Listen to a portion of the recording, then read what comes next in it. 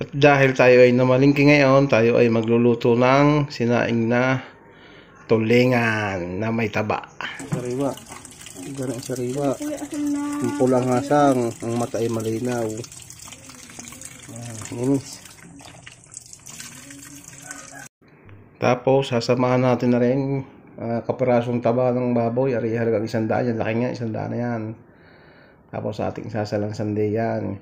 Ngayon nakikita ko dun sa ibang mga video na tinatanggalan pa nila ng buntot. Yun kaya tinatanggal ang buntot ng tulingan. Yun dahil hindi sariwa. Nakakaila yun, nakakaila. Ang ila yung makate. Minsan ikaw mahihilo. Yun. Kapag hindi sariwa ngayon tulingan. Pero pag sariwa, huwag mo nang tanggalin ang buntot. Okay na yan. Tapos ganire ang style ko, ang gagayatin lang dyan sa gitna at ating pipiratin at ating aasnan. Yan, huwag kayong mag-alala at hindi naman yan kasi nung aalat. At bale yan siguro yan ay mga siyam na piraso ating lalagyan lang ng sampalok na kepel at yung kalamyas. Pinagsama ko na para ang asim ay talagang noot sa isda. Yan ay 4 sa ilalim, 5 sa ibabaw. Yan, ganyan ay tsura na yan. Lalagyan uli natin ng isang kepel sa ibabaw. At atin na rin titimplahan ng ating mga pampalasang bitchin, tsaka yung ating kaunting paminta. At lalagyan na natin ng tubig at ating sasalang na sa abuhan para tipid sa gasol. Bale, ari isasalang ko ng may 2 oras din sa abuhan. At babantay-bantayan niya pagka naigahan ng tubig, hindi lalagyan nyo.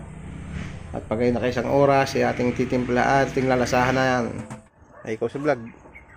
Hello guys, today nasa tahanan ako. May duyan. Are, at tinimplahan ko pa ng asin at kulong pa sa alat at tayo ay kakain na. Thank you Lord, champion na champion.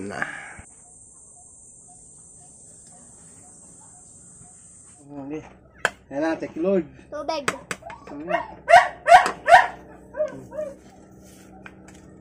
Hindi yung taba ay hindi makukuha. Para tupo pa.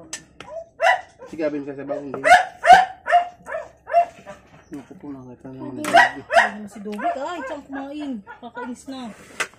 Ano ba ba? Paano pag pumunta na tayo sa Vergara? O, di naman tayo makikita yung Dobik. Yung. Weh. Dali, pagkakain magdodo yan ulit. Sabi ko, what? Naka-start ganyan? Oh my God! Mag-thank you Lord na. Thank you Lord! Sabi naman po sa uwe.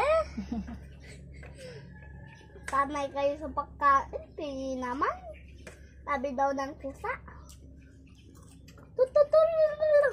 Ang sarap naman ang kain niyo. Bibigyan ko lang isa. Favorite ko yan. Ay! Ay!